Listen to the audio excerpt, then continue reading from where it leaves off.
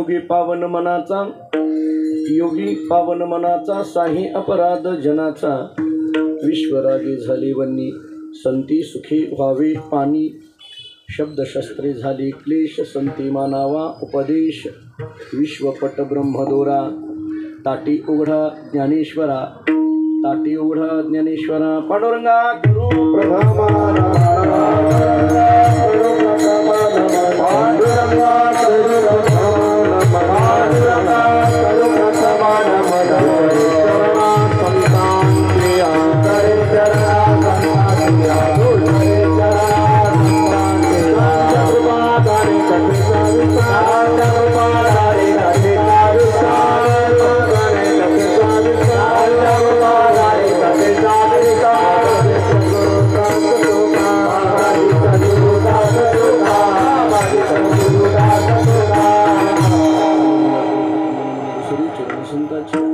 त्यांच्या कृपादाने कथेचा विस्तारो बाबाजी सद्गुरुदास तुका मस्तक हे पायावरी, या वारकरी संताची अंजिनी पंढरी सारखाची आपला धामणगाव केला, वैकुंठाधिपती श्री विठ्ठल सखा सोयरा जोडीला, जो का भक्त विरक्त भूतळवटी विख्यात हा बोधला, त्या श्री संत सद्गुरु मानकोजी चरणी साष्टांग मी घातिला, विठाला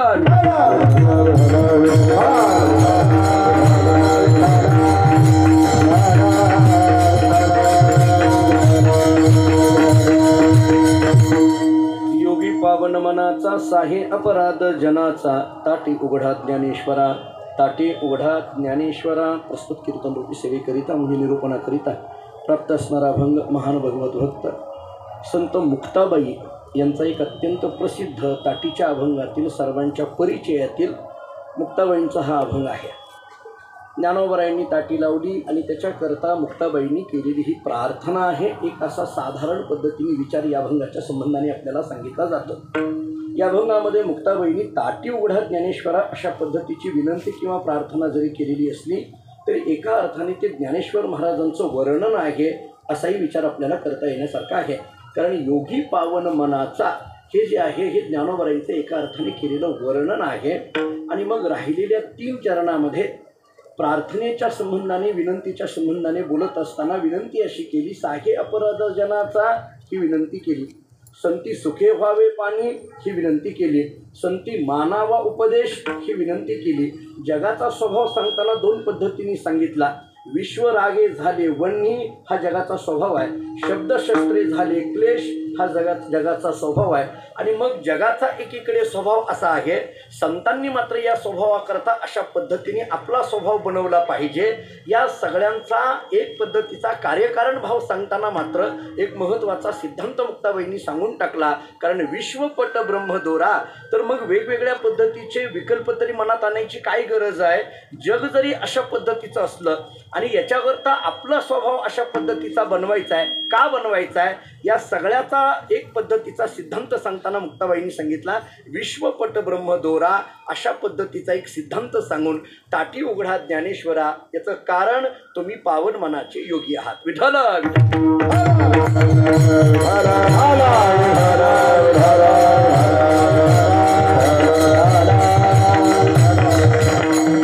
श्री क्षेत्र आनंदी येथे संत ज्ञानेश्वर महाराजांच्या समाधी सोहळ्याच्या निमित्ताने आपली ही प्रतिवार्षिक असलेली कार्तिकी वारी, त्या वारीच्या निमित्ताने आपण सगळेजण एकत्रित जमलेलो आहोत.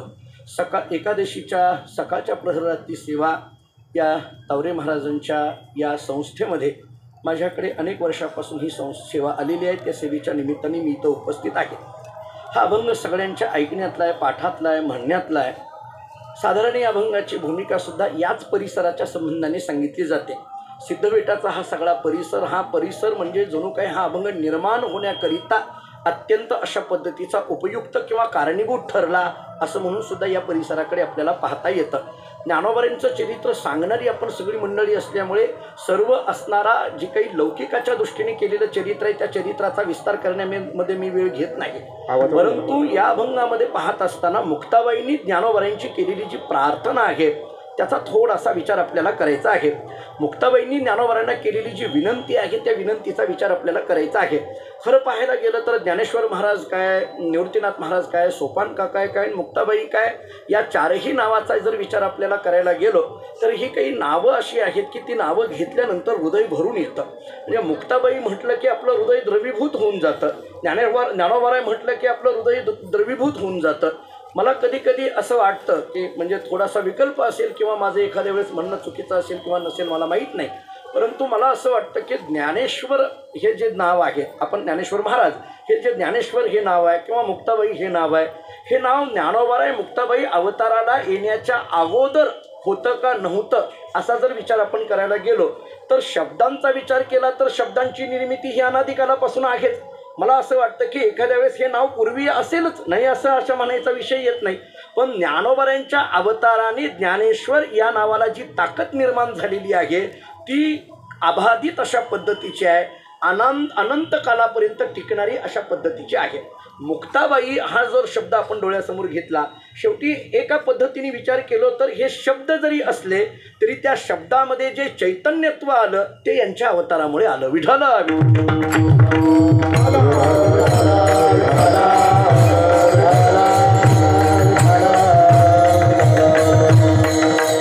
या दृष्टीने आपल्याला थोडासा या नावांचा सुद्धा विचार करता येण्यासारखा आहे.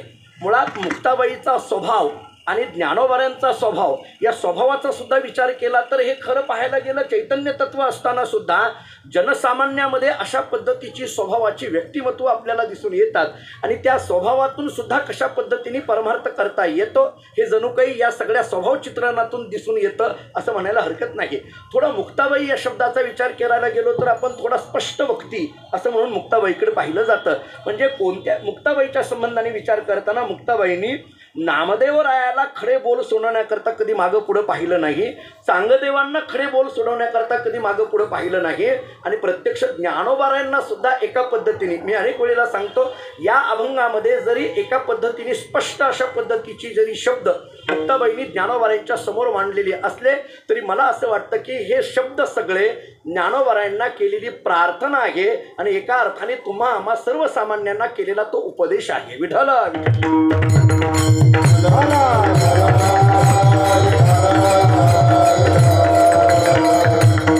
याच्यातही संतांच्या काही वाङ्मयाचा विचार आपल्याला वेगळ्या पद्धतीने करता येतो.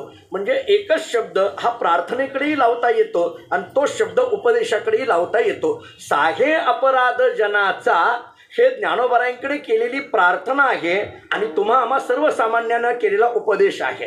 अशा पद्धतीने आपल्याला विचार करता येईल. साहे अपराध जनाचा ही पद्धतीची प्रार्थना आहे, पण तुम्हा आम्हाला जर विचार केला तर मुक्ताबाई याच्यातून सांगतात की साहे अपराध जनाचा सहन केलं पाहिजे अशा पद्धतीने जणू काही उपदेश केलाय असंही म्हणता येण्यासारखं आहे.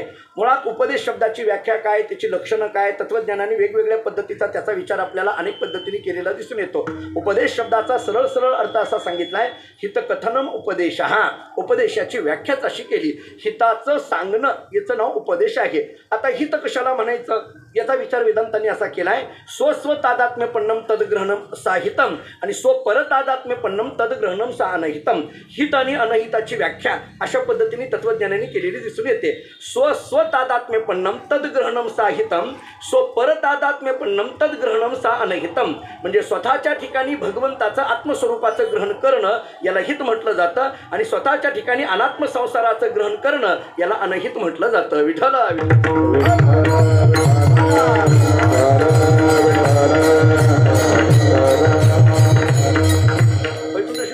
पाठामध्ये असताना चार पद्धतीचा हिताचा विचार सांगायचे.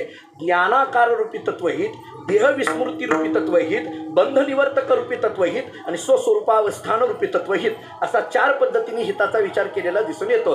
ज्ञानाकार रूपी तत्वहित म्हणत असताना याचा विचार करत असताना मी ब्रह्म आहे हे जे काही जीवब्रह्म ऐक्याच्या ज्ञानाचा विचार केला जातो, या ज्ञानापर्यंत पोहोचणं किंवा या ज्ञानाची अवस्था येणं याला ज्ञानाकार रूपी तत्वहित म्हणा.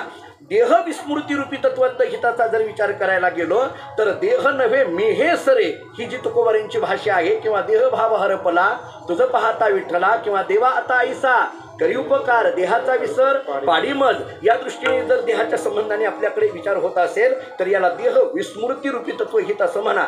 तिसरा प्रकार आपल्याला बंध निवर्तक रूपी तत्वहिताचा विचार करता येण्यासारखा आहे. कुठल्याही पद्धतीचं बंधन शिल्लक न राहणं, या स्थितीमध्ये जाणं, याला बंध निवर्तक रूपी तत्वहित म्हणा. आणि चौथा विचार स्वस्वरूपावस्थान रूपी तत्वहिताचा विचार केला जातो. स्व म्हणजे आत्मस्वरूप आणि स्वस्वरूप म्हणजे जे आत्मस्वरूप आहे तेच जगाचं स्वरूप आहे. स्वस्वरूपाची स्थिती ज्यांना प्राप्त झाली या अवस्थेमध्ये जाणं, याला स्वस्वरूपावस्थान रूपी तत्वहित म्हणा. विठ्ठल विठ्ठल.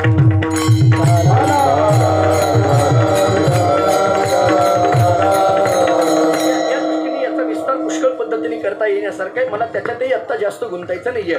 पण मुक्ताबाईंनी ज्ञानोबारांना केलेली प्रार्थना याचा जर आपण विचार करायला गेलो तर मुळात ज्ञानेश्वर महाराज, मुक्ताबाई हे नावं विचारात घेत असताना या सगळ्यांकरता जो एकच शब्द येतोय तो म्हणजे संत. ज्ञानोबाराय संत आहेत. कारण याच्यातून आपल्याला अनेक पद्धतीने बोलताना मुक्ताबाईंनी केलेले जे विचार आहेत ना, संती सुखे व्हावे पाणी, इथला संत शब्द घ्या. संती मानावा उपदेश, इथला संत शब्द घ्या. जर संत हा शब्द दोन वेळेस या अभंगामध्ये आलेला दिसून येतो तर मुक्ताबाईंनी केलेली एक पद्धतीची एका संतांना प्रार्थना आहे असं आपल्याला विचार करता येण्यासारखं आहे. आता मुळात संत म्हणजे काय, संत शब्दाची व्याख्या काय, ते संत शब्दाची व्याख्या ज्ञानोबारायांकडे कशा पद्धतीने आहे आणि मग मुक्ताबाईंनी केलेली संत शब्दाची लक्षणे या अभंगातून कशी दिसून येतात याचाही विचार आपल्याला करता येण्यासारखा आहे. मुळात संतांचा जो अवतार आहे, मला एक साधा प्रश्न उपस्थित करून पुढे जायचा आहे, अगदी साधा. मला कधी कधी आश्चर्य वाटतं की ज्ञानोबारायांनी ताटी लावली आणि मुक्ताबाईंनी त्यांना ताटी उघडा असं सांगितलं. ताटी लावणं या शब्दाचा अर्थ आहे दरवाजा लावून बसणं. बरोबर आहे, सरळ सरळ. ताटी या शब्दाचा अर्थ आहे दरवाजा लावून बसलेला आहे, म्हणजे दरवाजा लावलेला आहे. दरवाजा लावून आतमध्ये जशा पद्धतीने बसतात, बऱ्याचदा लोक जेवायला सुद्धा ताटी लावून बसतात, आपल्या हात असं बसतात. ही जी ताटी लावणं आहे, हा जो दरवाजा लावून आतमध्ये बसणं आहे, हा जो दरवाजा सांगितला जातो. ज्ञानोबाराय दरवाजा म्हणजे द्वार म्हणजेच कवाड ज्याला आपल्या अगदी ग्रामीण भाषेमध्ये म्हटलं जातं, ते लावून आतमध्ये बसले आणि त्यांना उघडा असं म्हणावं लागलं. खरं तर ज्ञानोबाराय दरवाजाच्या आतमध्ये बसले. जे बसणं असतं ना, आतमध्ये बसणं असतं ना, आतमध्ये बसणं, आत हा शब्द जर आला तर त्याला परिच्छिन्न म्हणावं लागतं. कारण दरवाजाच्या आत असं म्हटलं की ते परिच्छिन्न झालं ना, म्हणजे या घराच्या आतमध्ये हे आहेत असं जेव्हा म्हटलं जातं तेव्हा ते परिच्छिन्न झालं. मग आता ज्ञानेश्वर महाराज आतमध्ये बसले म्हणजे घरात बसले किंवा त्या झोपडीमध्ये बसले, दरवाजा लावून घेतला, परिच्छिन्न म्हणायचं का त्यांना? असा परिच्छिन्न शब्द त्यांच्याकरता लागू पडेल का? कारण ज्ञानोबाराय म्हटलं तर ते एक पद्धतीचं व्यापक ब्रह्म आहे ना. विठ्ठला विठ्ठल.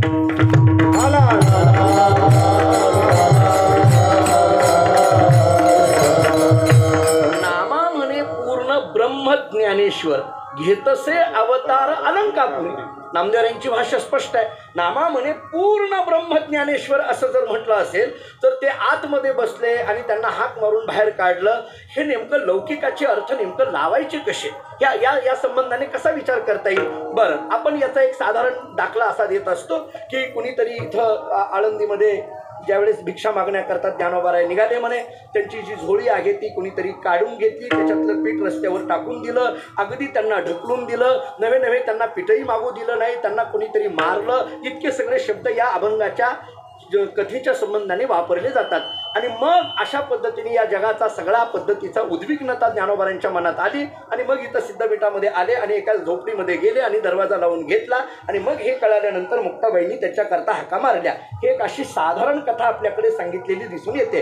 ठीक आहे, कथा आहे, कथा मान्यच करावी लागणार आहे, त्या पद्धतीने घडलंही असणार आहे, त्याचा विषय नाही आहे. परंतु एवढाच अर्थ ताटीच्या अभंगाच्या संबंधाने घ्यायचा का?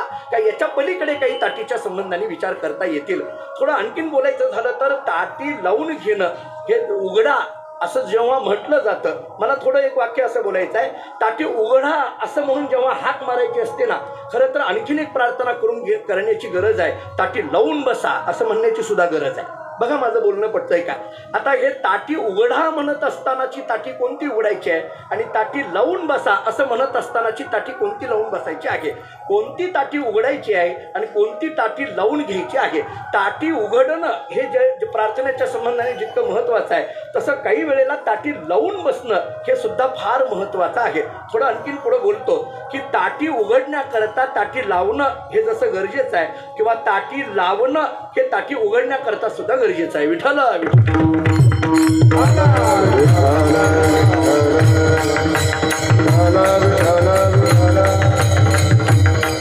त्याचे अर्थ अर्थ करताना ताटी लावून आतमध्ये बसणं, याचा थोडा वेगळा अर्थ करता येईल एकांतामध्ये बसणं. बरोबर आहे. आता हे ताटी लावणं म्हणजे एकांत आहे असा जर विचार केला तर अशा एकांताची गरज आहे, अशा एकांताची खऱ्या अर्थाने गरज आहे. मी तर थोडं पुढं बोलतो की आपण प्रबोधनकारांनी सुद्धा कधी ना कधीतरी ताटी लावून बसलं पाहिजे.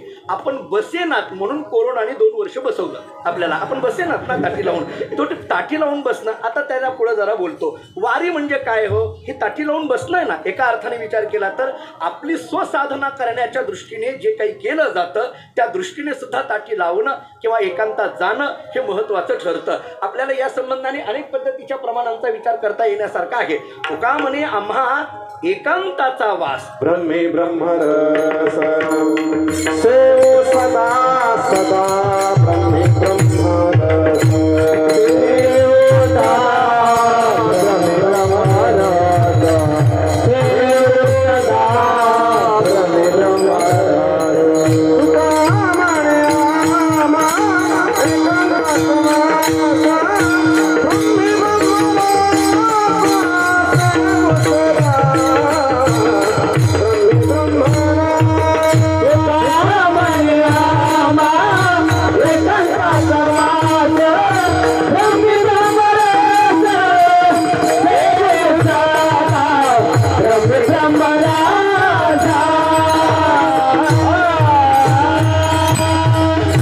म्हणे आम्हा एकांताचा वास वास करणे अखंड न देखी जे तोंड विटाळाचे, न देखी जे तोंड विटाळाचे या स्थितीमध्ये जाणं ही सुद्धा एक पद्धतीची ताटी लावून घेणंच आहे ना. न देखी जे तोंड विटाळाचे या स्थितीमध्ये जाणं. आता तो विटाळ कोणता, कोणते विटाळ मानायचे हा सगळा स्वतंत्र विचार आहे. मला त्याच्यात आता जास्त गुंतायचं नाही. सगळ्या विटाळांचा जर विचार आपण करायला गेलो, नाही त्या विटाळ अखंड 16 उपाधी वेगळा जाणीवेच्या हे बोलत असताना जसा आपल्याकडे स्पर्शाचा विटाळ सांगितला जातो तसा जन्म मरणाचा सुद्धा विटाळ सांगितला जातो. आणि या दोनही विटाळापेक्षा अगदी महत्त्वाचा विटाळ सांगितला जाणीव नेणिवेचा विटाळ सांगितला. या दोन्ही विटाळापेक्षा या दोन्हीही विटाळाचं तोंड न देखीजे अशा स्थितीमध्ये जाणं हे सुद्धा एका पद्धतीने ताटी लावून घेणं आहे असं म्हणायला हरकत नाही. कारण जाणीव नेणिवेच्या पलीकडे पोहोचणं, नेणिवेच्या तर पलीकडे पोहोचावं पण जाणीवेच्याही पलीकडे पोहोचावं. ज्ञानोबारायजी आम्हाला सांगतात जाणीव नेणीव भगवंती नाही. हे जे ज्ञानोबारायांचं हरिपाठातलं बोलणं आहे. नेणीव तर नाहीच नाही पण जाणीव सुद्धा शिल्लक राहू नये. अज्ञान तर जावंच जावं पण ज्ञानही राहू नये, ज्ञान सुद्धा निघून जावं. आपल्याला अमृतानुभवाचा विचार केला तर ज्ञान खंडन नावाचं प्रकरण जर ज्ञानोबाराय अमृतानुभवामध्ये लिहित असतील, मी अनेक वेळेला अमृतानुभवातली ओवी सांगत आलेलो आहे. किंबहुना शब्दो स्मरणदानी प्रसिद्धो परी ययाही संबंधो नाही येथे. हे जर ज्ञानोबारायांची आपल्याला शब्दाच्या संबंधाने भाषा दिसून येते. परी ययाही संबंधो नाही येथे. येथे हा शब्द जो वापरला जातो तो परमतत्वाच्या संबंधाने आहे. त्या ठिकाणी नेणीव तर नाहीच नाही पण जाणीव सुद्धा तिथं राहत नाही. या नेणीव आणि जाणीवेच्या पलीकडे, या विटाळाच्या पलीकडे पोहोचणं, याच्या करता पोहोचण्याकरता जे लावून घेतलं जातं ती एकांताची स्थिती आहे आणि ती सुद्धा एका अर्थाने ताटी लावून घेणं आहे असं म्हणायला हरकत नाही. हा झाला थोडा साधकाच्या दृष्टीने विचार केलेला. म्हणून मी म्हटलं की लौकिकातली ताटी लावून घेणं आणि हे अलौकिकातली ताटी लावून घेणं याच्यामध्ये फरक आहे. कुणीतरी बोललं म्हणून दरवाजा लावून बसणं ही लौकिकाची ताटी आहे आणि आपल्याला काहीतरी प्राप्त करायचं आहे म्हणून दरवाजा लावून बसणं ही अलौकिकातली ताटी आहे. विठ्ठल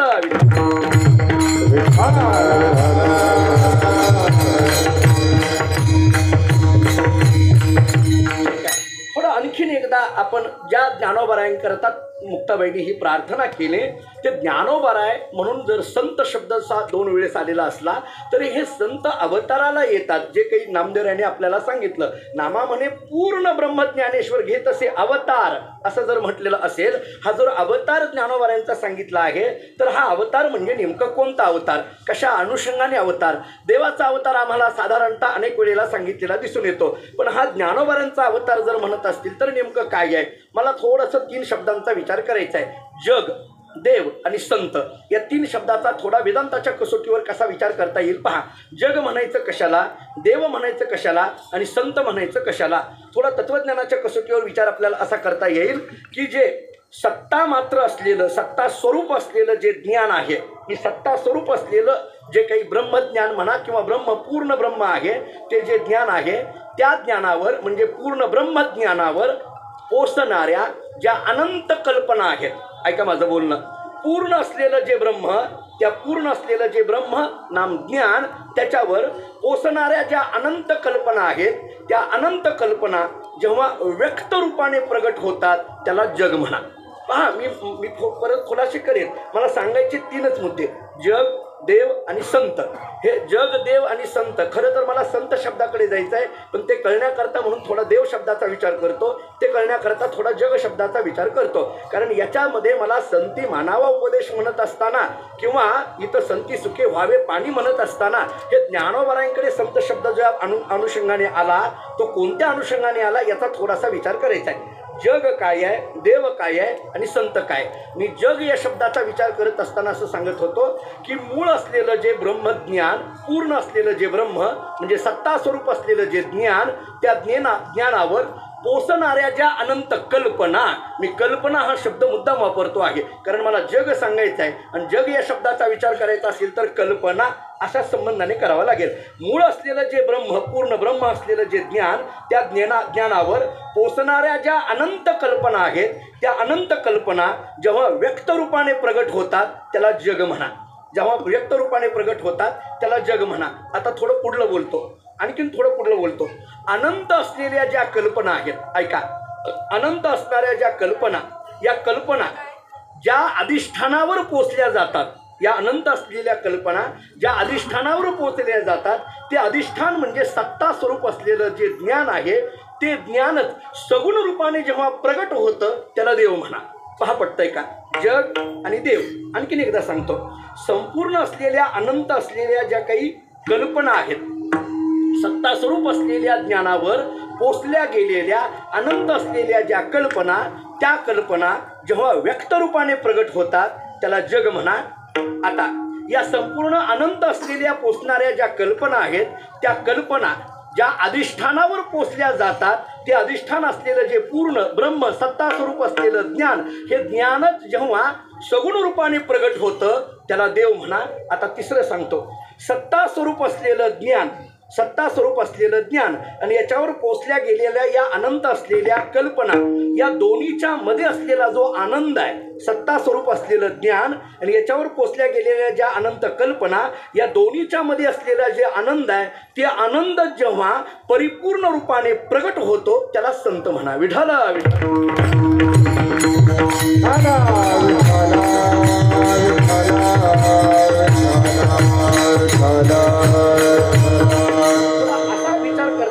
चुकलं तर सांगा नक्की. म्हणजे एक माझी भूमिका मांडायला लागलो एखाद्या वेळेस. मी पुन्हा एकदा सांगतो, या भूमिका पुन्हा एकदा सांगतो. काय आहे, आळंदीतलं कीर्तन आहे, त्यामुळे चुकलं तर सांगा असं म्हणण्याचं धाडस करावंच म्हणतोय मी. करत नाही ती गोष्ट निराळी, पण करावं हे म्हणतोय.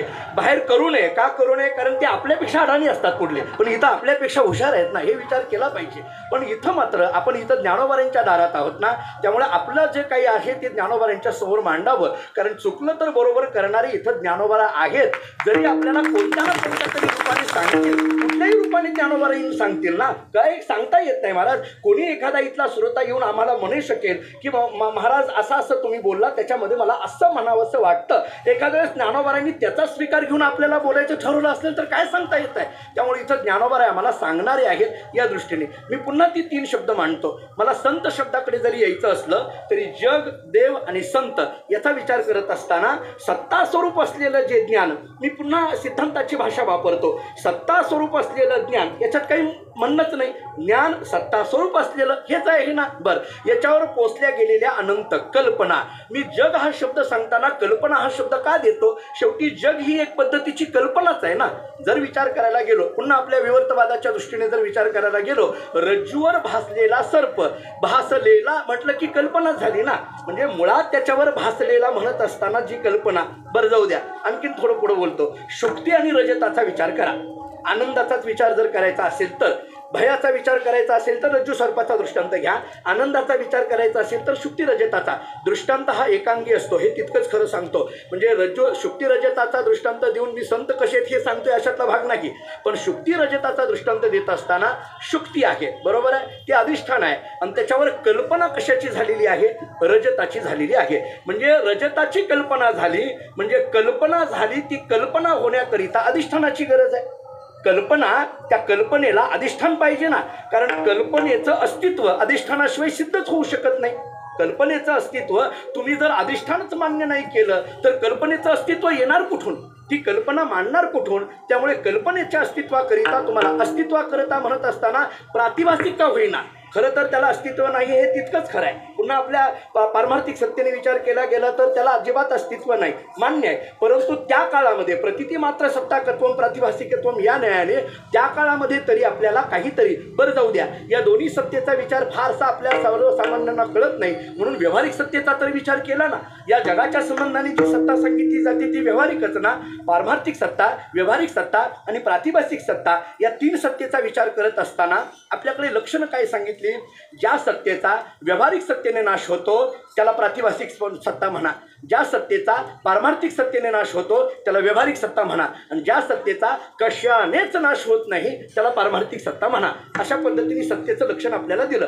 ज्या अनंत असलेल्या ज्या कल्पना आहेत या कल्पना पोचल्या जातात कशावर, सत्ता स्वरूप असलेलं जे ज्ञान, सत्ता स्वरूप असलेलं जे ज्ञान त्याच्यावर पोचल्या गेलेल्या ज्या अनंत कल्पना आहेत त्या कल्पना जेव्हा व्यक्त होतात. मी व्यक्त हा का म्हटलं, कारण जगाचा आकार सांगायचा आहे तुम्हाला. जेव्हा आकार सांगायचा आहे तेव्हा व्यक्तता मांडावी लागणार, निराकार सांगायचं आहे तेव्हा अव्यक्तता म्हणावं लागणार आहे. मग अनंत असलेल्या कल्पना जेव्हा व्यक्त रूपाने प्रगट होतात त्याला जग म्हणा. म्हणजे जग म्हणजे काय, एक कल्पनाच आहे, फक्त ती व्यक्त झालेली आहे, म्हणजे आकाराला आलेली आहे. खरं पाहायला गेलं तर ती एक पद्धतीची कल्पनाच आहे, फक्त काय झालं, सत्ता स्वरूप असलेल्या ज्ञानावर ते काय झालं, व्यक्त झाली, आणि व्यक्त झाली की त्याला जग म्हणा. आता पुढं हे जे व्यक्त झालेल्या अनंत कल्पना आहेत, या अनंत कल्पना ज्या अधिष्ठानावर आहेत ते सत्ता स्वरूप असलेलं ज्ञान, ते ज्ञान जेव्हा सगुण रूपाने प्रगट होतं, ते ज्ञानच म्हणजे ब्रह्मच जेव्हा सगुण रूपाने प्रगट होतं तो देव आहे. मग तुम्ही राम म्हणा, कृष्ण म्हणा, जे काही आपल्याला अवतार सांगायचे ते सगळे मच्छ कच्च्या आदी अवताराचा विचार करा.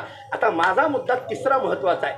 या कल्पना आणि हे सत्ता स्वरूप असलेलं ज्ञान या दोन्हीच्या मध्ये असलेला जो आनंद आहे, हा आनंद जेव्हा व्यक्त रूपाने प्रगट होतो तेच काय आहे, संतांचा अवतार आहे. थोडं पुढं बोलायचं झालं तर संतांचा अवतार म्हणजे आनंदाचा अवतार. विठ्ठल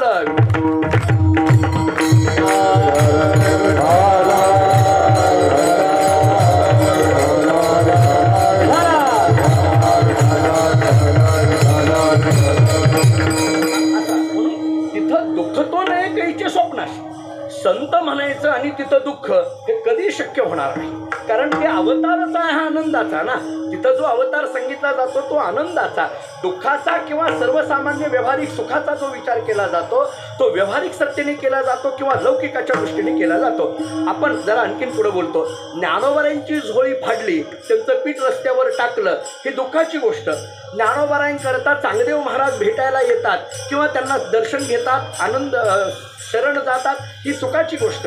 पण मला असं म्हणायचं आहे, ही ज्ञानोबारांची सुखाची गोष्ट, ही ज्ञानोबारांची दुःखाची गोष्ट ही आम्हाला चरित्र सांगण्याच्या दृष्टीने. एरवी ज्ञानोबारांचा विचार केला तर चांगदेव पाया पडायला आले काय आणि झोळी फाडली काय, या सुखदुःखाचा विचार ज्यांच्याजवळ अजिबात नाही ते ज्ञानोबर आहेत का, कारण सुखदुःखाचा विचार जिथं अजिबात राहत नाही त्यालाच आनंद म्हटलं जातं. विठ्ठल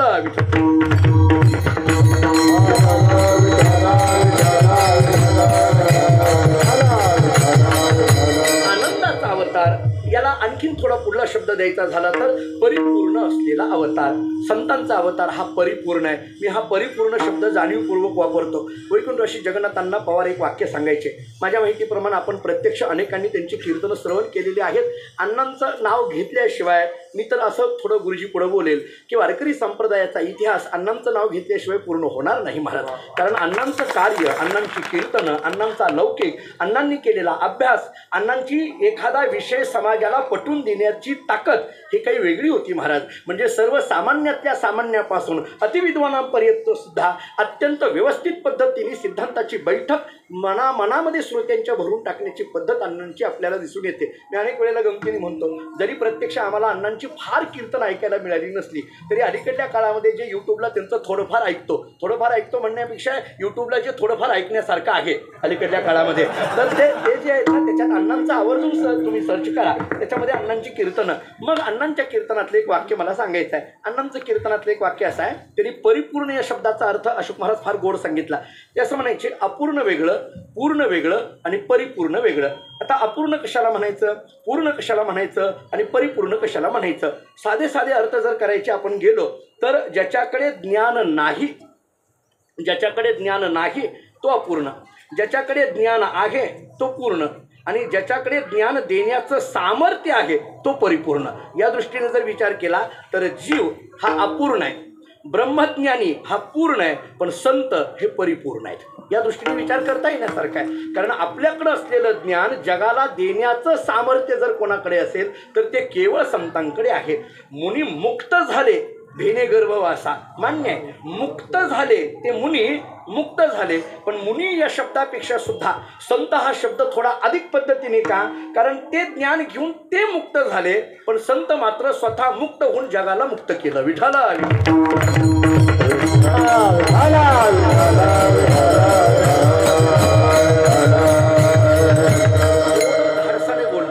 मुनींपेक्षा सुद्धा संत श्रेष्ठ. आणि थोडं पुढलं एक वाक्य बोलू, माफी मागून बोलतो, पण गुरु या शब्दापेक्षा सुद्धा संत श्रेष्ठ. त्याचं कारण सांगतो. गुरुवारी भाऊनी एक वाक्य सांगितलं होतं, आपल्याला आठवत असेल पहा. भाऊ असं सांगायचे आमची गुरुजी पाठशाळेमध्ये, आता सगळ्यांनाच माहिती आहे, त्यांनी अनेकांनी त्यांचं ऐकलेलं आहे. ते असं सांगायचे, गुरु शब्दाचा विचार आणि संत शब्दाचा विचार करताना तत्वोपदेशकत्वम गुरुत्वम. गुरु शब्दाची व्याख्या काय? तत्वोपदेशकत्वम गुरुत्वम. संपलं गुरु शब्दाचा एवढाच विचार. पण संत शब्दाचा विचार करताना मात्र थोडं अधिक सांगितलं, तत्वोपदेशकत्वे सती हितोपदेशकत्वम संतत्वम, असा विचार केलेला आहे. म्हणजे गुरु म्हटलं की केवळ तत्वाचा उपदेश, पण संत म्हटलं की तत्वोपदेशकत्वे सती हितोपदेशकत्वम, म्हणजे तत्वासह हिताचा उपदेश ज्यांच्याकडून केला जातो ते केवळ आणि केवळ संत या शब्दाचाच विचार आपल्याला करावा लागेल.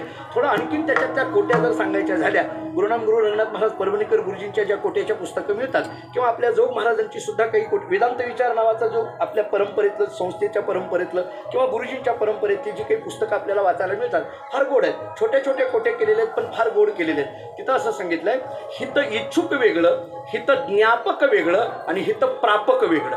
ऐका, हित इच्छुक, हित ज्ञापक आणि हित प्रापक. वैकुंठवासी भोलेबुवांच्या मुखातलं एक ऐकलेलं सांगतो. आता विठ्ठल महाराज भोलेबुवांना ज्यांनी पाहिलं, आता अलीकडे अगदी नवीन आलेल्या एखाद्या वेळेस विद्यार्थी महाराजांना माहीत नसतील, पण जुने अशोक महाराज आपण पाहिलं, आम्ही पंढरपुरामध्ये त्यांना जवळून बघायचो. भोलेबुवा फार गोड बोलायचे. ते असं म्हणायचे की हिताचं ज्ञान, आपल्याला हिताचं ज्ञान असणं आणि हिताविषयीचा कळवळ असणं, असे दोन मुद्दे मांडायचे. ते असं म्हणायचे, आईवडिलांना हिताचा कळवळ आहे, आईवडिलाला हिताचा कळवळ आहे पण हिताचं ज्ञान नाही, आणि वेदाला हिताचं ज्ञान आहे पण हिताचा कळवळा नाही. आता त्याला प्रमाणही सगळ्यांना माहीत असलेली आहे. आईवडिलांना हिताचा कळवळा आहे, आईवडिलांना हिताचा कळवळा येतो, हिताचा कळवळा मान्य आहे, पण त्याचं ज्ञान नाही, कारण हित नाही ठावे जननी जनका, ज्ञान नाही. बरं, वेदाला हिताचं ज्ञान आहे, अहितापासून काढीती, हित देऊनी नाही गा श्रुती परवती माऊली जगा. ठीक आहे, श्रुती नाम वेद, त्याला हिताचं ज्ञान आहे पण कळवळा नाही का? ज्ञानोबा 18व्या अध्यायामध्ये सांगतात, वेद संपन्न होय ठाई परी कृपण ऐसा आन नाही. संपलं, एवढ्या एका शब्दामध्येच विषय मिटून टाकला ना. कृपण ऐसा आन नाही म्हणत असताना त्याला कळवळा नाही, म्हणजे वेदाकडे हिताचं ज्ञान आहे पण कळवळा नाही, आईवडिलांना हिताचा कळवळा आहे पण ज्ञान नाही. मग हिताचं ज्ञानही असावं आणि हिताचा कळवळाही असावा. त्याचे माझे हित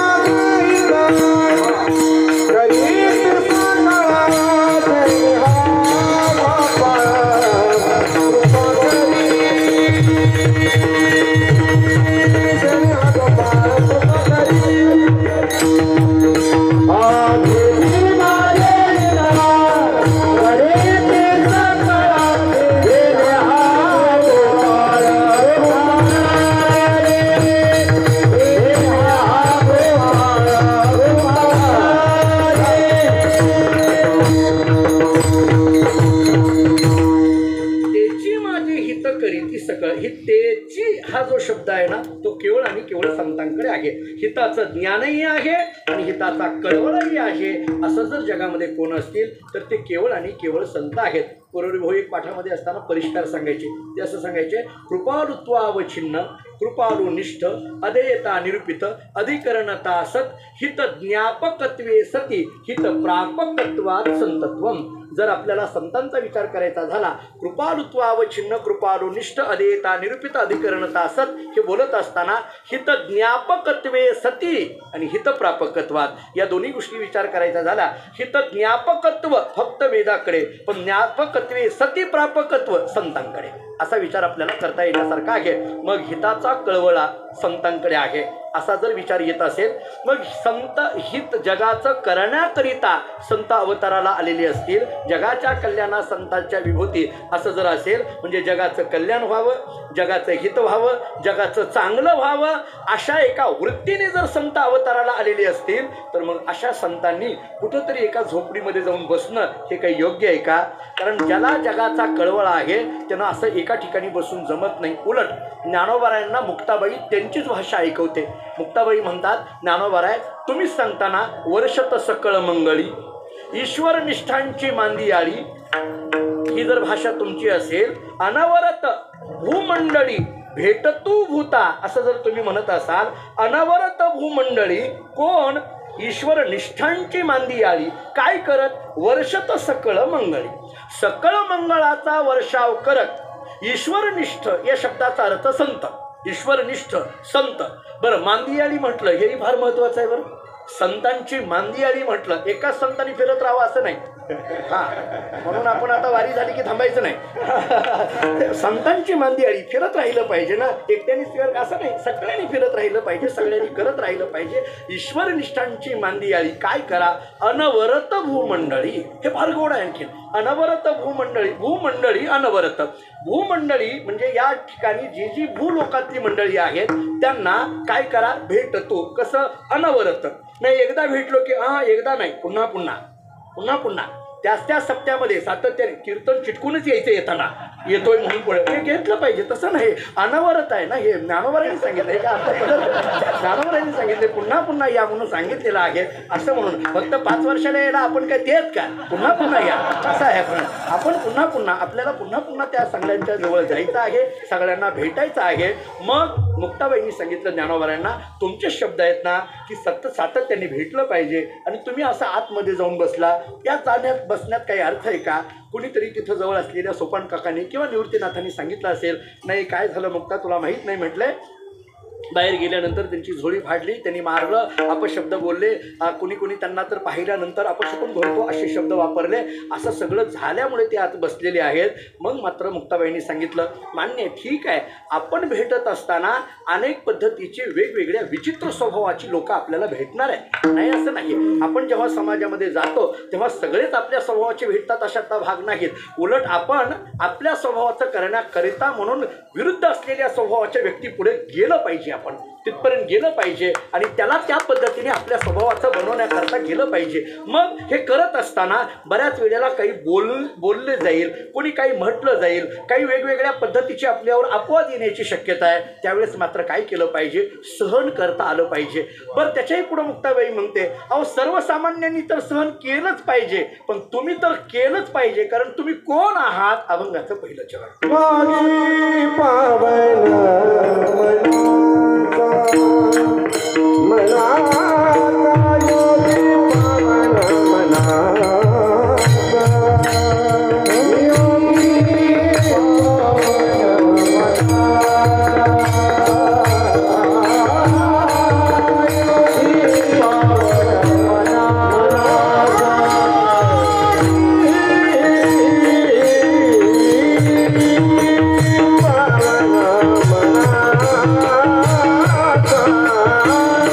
Yeah.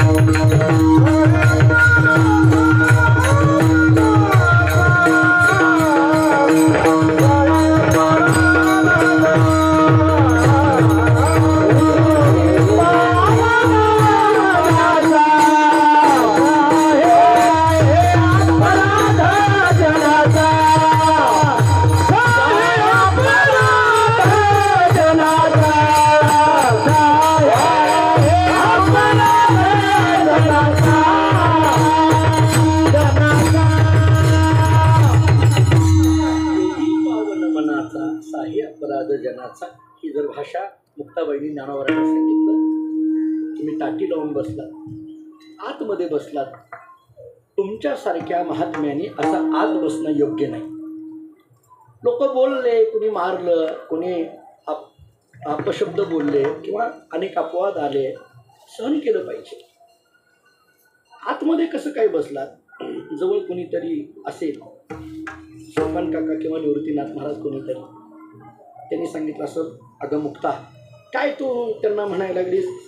ज्यांना बाहेर या म्हणते, ताटी उघडा ज्ञानेश्वरा म्हणते, ते आत बसले म्हणून तुला एवढं वाईट वाटायचं काय कारण आहे? अगं ते योगी आहेत, योग्याने असं बाहेर थांबायचं काय कारण आहे? योग्याने त्याच्या स्वसाधनेमध्ये रत असलं पाहिजे. योगी असा नाही ना, तो आतमध्येच, म्हणून आतमध्ये योगी आहेत ना. मुक्ताबाईंनी त्यांच्याकडे बघून सुनावलं असेल, हो योगी आहेत, मान्य आहे, पण ते नुसते योगी नाहीत, पावन मनाची योगी आहेत ना. हे कळून घ्या आता फक्त.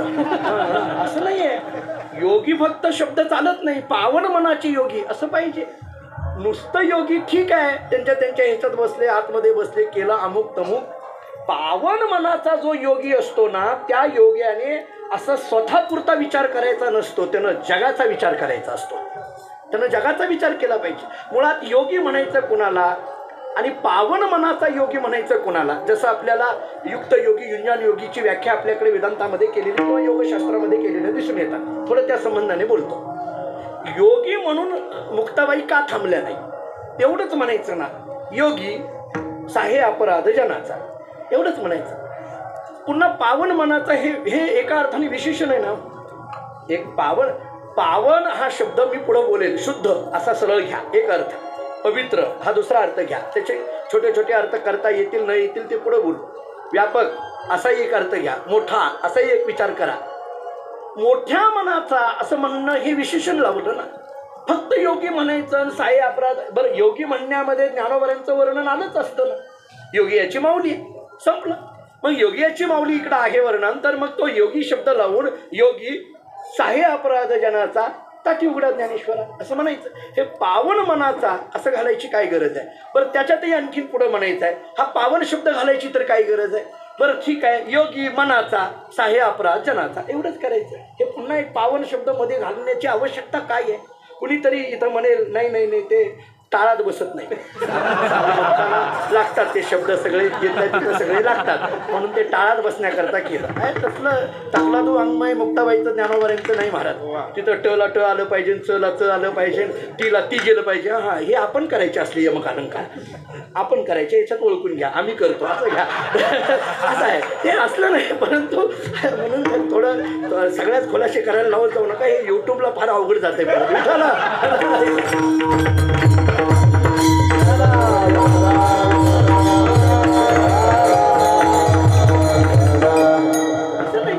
म्हणून उगी टाळात बसलं नाही ना, अमुक नाही, तसं नाही. मी तर गमतीने गुरुजी असं म्हणत असतो, त्याला काय असतंय, अलीकडल्या काळात काहीही टाळात बसायला लागलं, याला काय कशातही चाललंय ना काही. मी रात्रीच कीर्तनात बोललो, टाळ म्हणजे काय, मृदंग म्हणजे काय, किती गोड व्याख्या केलेल्या आहेत. आमच्याकडे फडावर एक वारकरी होते, कीर्तनकार, निष्ठावंत वारकरी होते. मी रात्री बोललो, फक्त त्यांनी अशी इतकी गमतीची गोड व्याख्या केली. ते म्हणजे टाळ म्हणजे काय, अहंकाराचा विटाळ घालवायचा म्हणजे टाळ वाजवणं आहे म्हटले.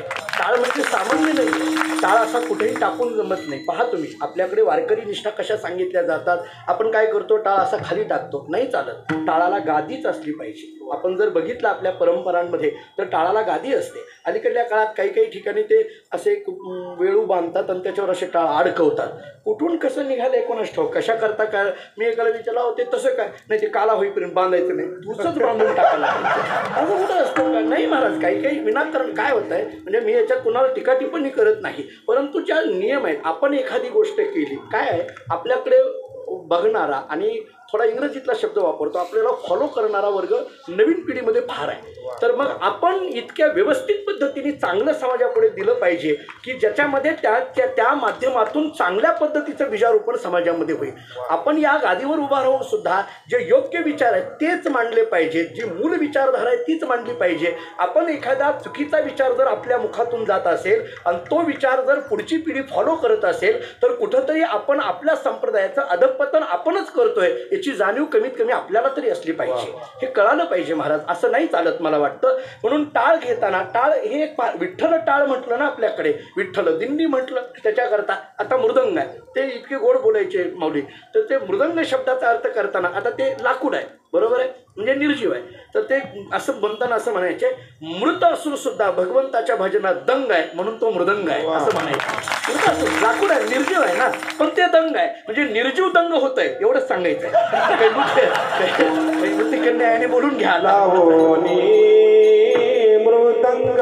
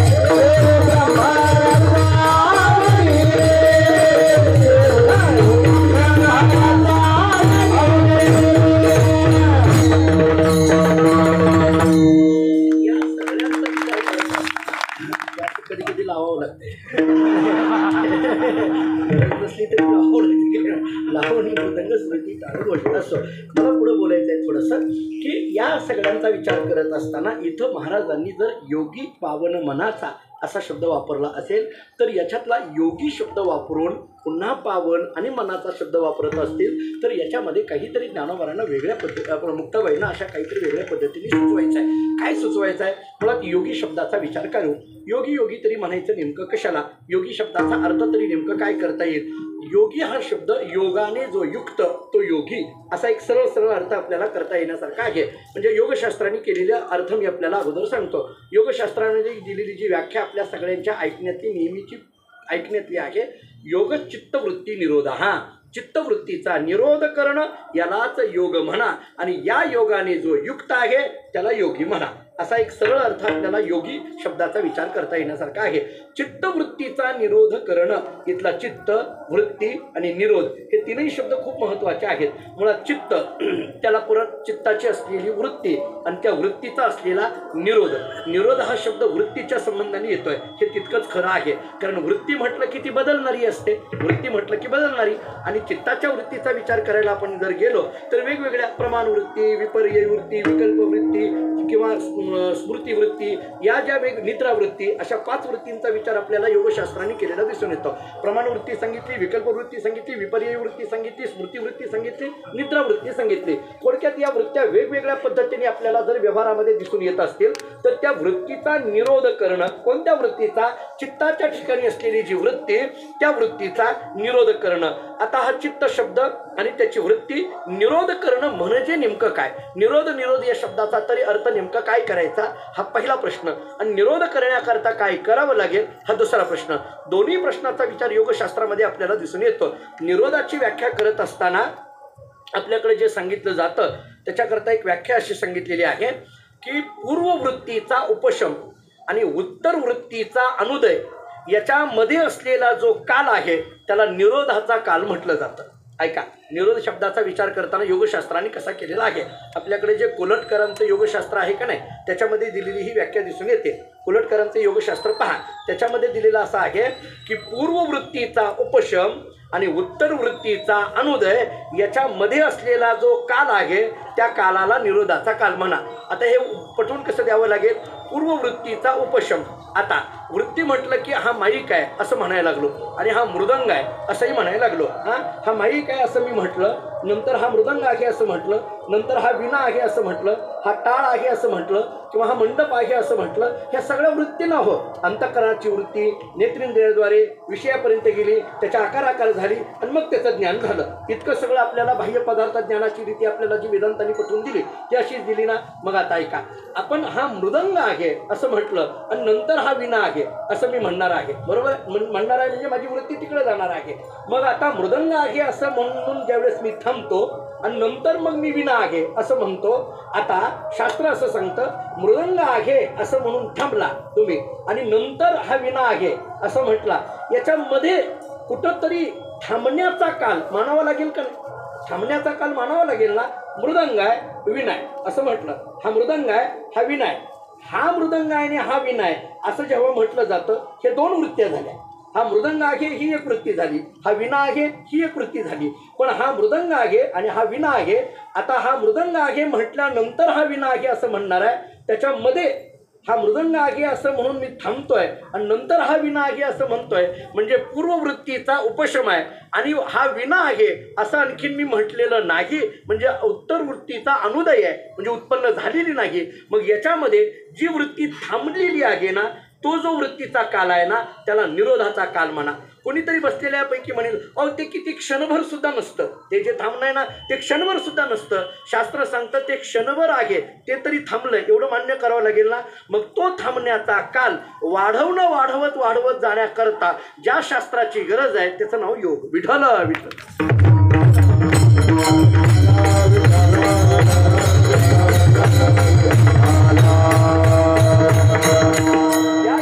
जो युक्त आहे त्याला योगी म्हणा, असा एक योग शब्दाचा विचार करता येईल. नेहमी ती ज्ञानोबारांचा विचार करायचा झाला तर जीव परमात्मा दोन्ही बैसवणी ऐकी असनी जयाची हृदय भोनी विराजती या ज्ञानशास्त्राच्या भूमिकेतून सुद्धा विचार केला तर हा सुद्धा एक पद्धतीचा योगी असंच म्हणून ज्ञानोबारांनी वर्णन केलेलं आहे ना.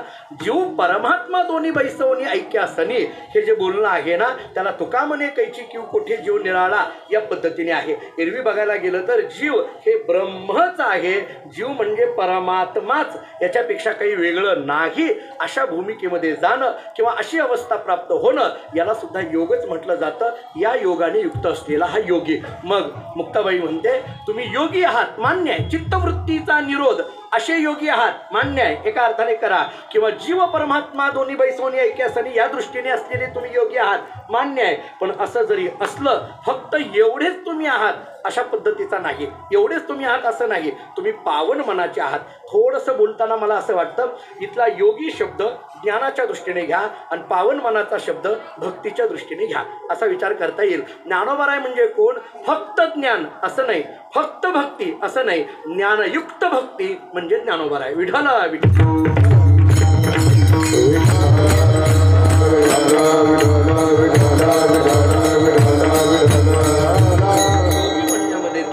आणि पावन मनाचा असं म्हटलेलं आहे.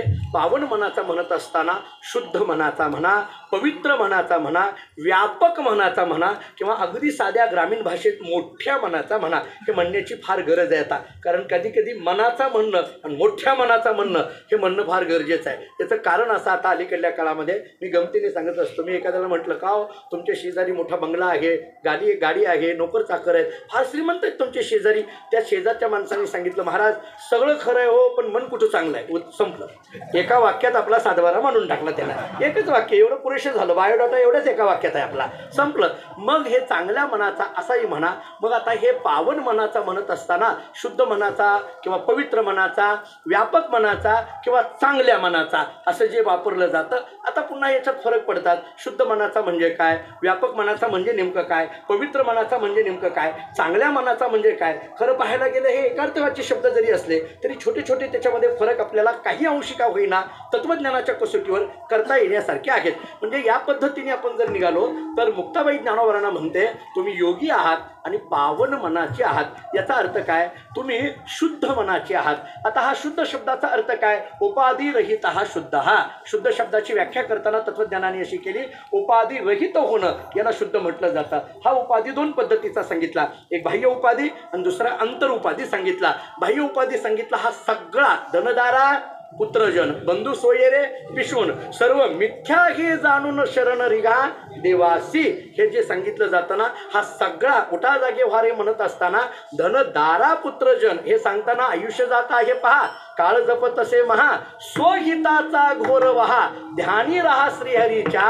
पण आपण स्वहिताचा घोर न वाहणाऱ्या लोकांना सांगितलं तुम्ही स्वहिताचा घोर का वहा? कारण तुम्ही ज्याच्यामध्ये गुंतला ते धनदारा पुत्रजन बंधू सोयरे पिशून सर्व मिथ्या हे जाणून शरण रिगा देवासी. हा बाह्य उपाधी, हा बाह्य उपाधी ज्यांनी सोडलेला आहे हा एक झाला पावन मनाचा अर्थ.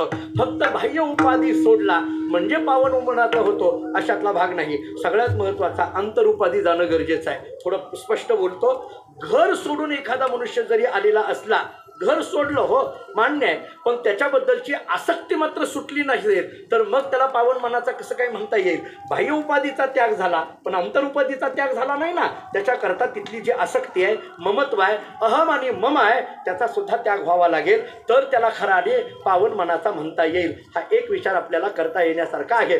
थोडं आणखीन पुढं बोलायचं झालं तर या पावन मनाचा या शब्दाकरता मी दुसरा शब्द वापरला होता, चांगल्या मनाचा.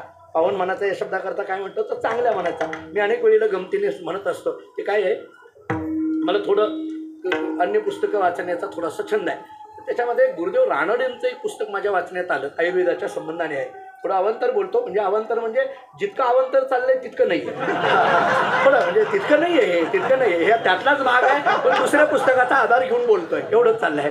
थोडासा वेगळा एक पुस्तकाचा आधार देतो गुरुदेव रानडेंचा. आता गुरुदेव रानडे कोण होते हे वेगळं सांगायची गरज नाही. आपण जर मामासाहेबांची आपण ज्ञानेश्वरी जर प्रस्तावना वाचली तर कित्येक वेळेला गुरुदेव रानडेंचे दाखले मामासाहेबांनी त्या प्रस्तावनेमध्ये मांडलेले आहेत. कारण तत्वज्ञानाचे ते गुरु होते, मामासाहेबांचे ते गुरु होते. गुरुदेव रानडेंनी आयुर्वेदाच्या एका पुस्तकामध्ये असं लिहिलं, वैद्य हा चांगल्या मनाचा असावा असं लिहिलेलं आहे. वैद्य हा चांगल्या मनाचा असावा.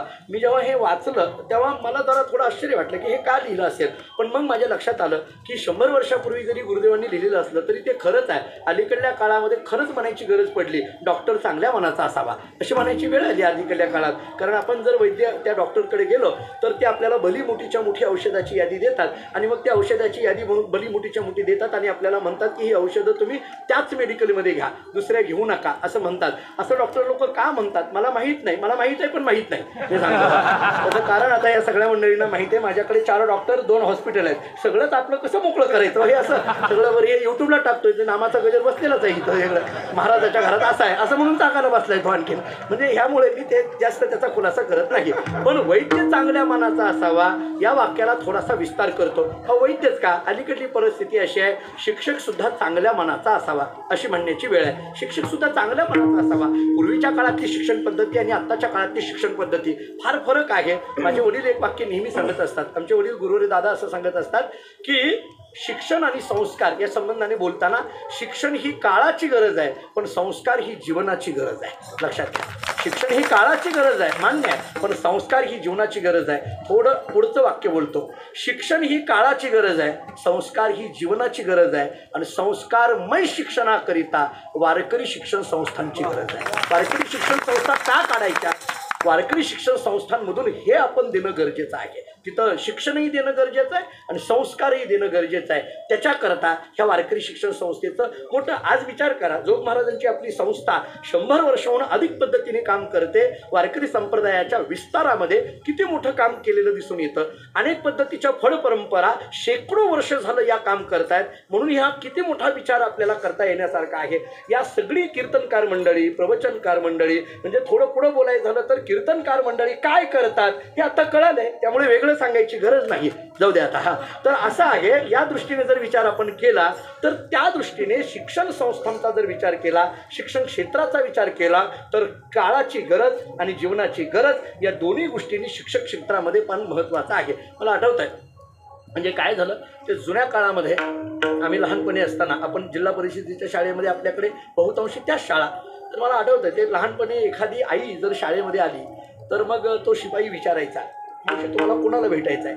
मग ती म्हणायची इतिहासाच्या शिक्षकांना भेटायचं आहे, किंवा गणिताच्या शिक्षकांना भेटायचं आहे, मराठीच्या शिक्षकांना भेटायचं आहे, किंवा एखादी गुरुजी जर रस्त्याने निघाले तर मग लोक म्हणताना म्हणायचे ते बघा गणिताचे शिक्षक निघाले, इतिहासाचे निघाले, मराठीचे निघाले. म्हणजे त्या शिक्षकाची ओळख त्याच्या विषयाच्या नावाने असायची, त्या शिक्षकांची ओळख विषयाच्या नावाने असायची.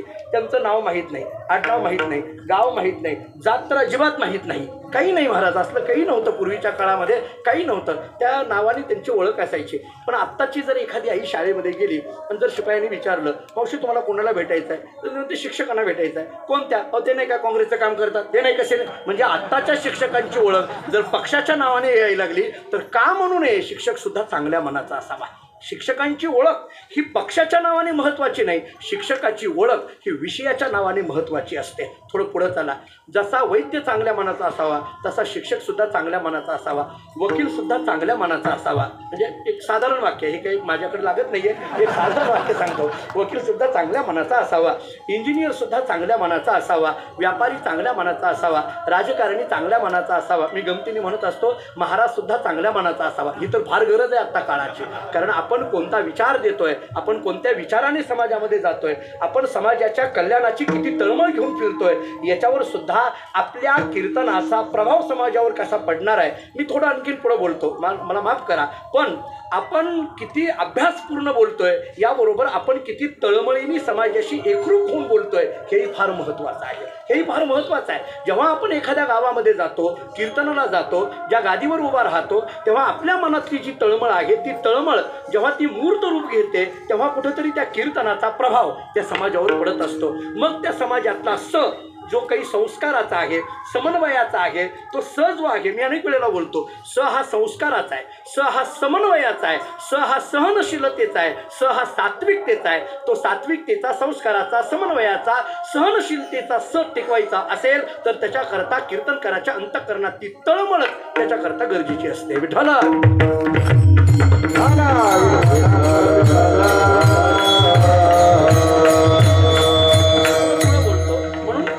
मनाचे, तुम्ही चांगले मनाचे आहात असा एक विचार करा. थोडं आणखीन पुढे बोलतो, काय आहे, योगी आहात, शुद्ध मनाचे म्हणा, व्यापक मनाचे म्हणा, चांगल्या मनाचे म्हणा. थोडं आपल्यालाच योगशास्त्रातून किंवा तत्त्वज्ञानातून शब्द मांडायचा झाला तर तुम्ही मन न मन या स्थितीमध्ये गेलं, या अवस्थेत आहात. तुम्ही कोण आहात? तुम्ही मन या स्थितीमध्ये न राहता मन या स्थितीमध्ये गेलं, ज्याला उन्मनी अवस्था म्हटलं जातं, त्या स्थितीमध्ये असलेले तुम्ही योगी आहात आणि म्हणून तुम्ही हे सगळं सहन केलं पाहिजे. काय आहे, एखादी गोष्ट सहन होत नाही हे कधी म्हटलं जातं? जेव्हा मन मी ही भूमिका येते तोपर्यंत मग सहन होत नाही असं म्हणणं आहे. पण सहन हा शब्द कधी येतो, सहनशीलता ही कधी येते? मन या स्थितीमध्ये जातं तेव्हा सहनशीलतेचा जन्म होत असतो. मन उन्मनी अवस्थेमध्ये जातं तेव्हा सहनशीलतेचा जन्म होतो. मी पुढे बोलेल त्या संबंधाने. काय आहे, एक छोटं उदाहरण आहे. हे मन स्थितीमध्ये जाणं म्हणजे काय आहे? कल्पना करा, एखादा विद्यार्थी आहे, घरातून बाहेर पडला, त्यानं अगदी गरीब आहे, परिस्थिती नाजूक आहे, फार काही शिक्षण झालेलं नाही आहे, पण त्याला असं वाटायला लागलं कुठेतरी जावं, कुठेतरी अभ्यास करावा. असं करता एका आश्रमामध्ये, एका संस्थेमध्ये तो गेला. संस्थेमध्ये गेला, तिथं गुरुजी होते, 50-50 विद्यार्थी होते. रोज अध्ययन चालायचं, पाठ प्रवचनं चालायचे, सकाळचे पाठ, दुपारचे पाठ, संध्याकाळचे पाठ, सगळं व्यवस्थित चालायचं. त्याला आनंद वाटला, आपल्यालाही शिकायची इच्छा आहे या दृष्टीने तो घरातून बाहेर पडलेला होता. तिथं आला आणि आल्यानंतर तो गुरुजींना म्हटला, मला शिकायचं आहे. तिथं जवळ कोणीतरी, ते गुरुजींच्या जवळ कोणीतरी असतं सगळं नियोजन करणारं.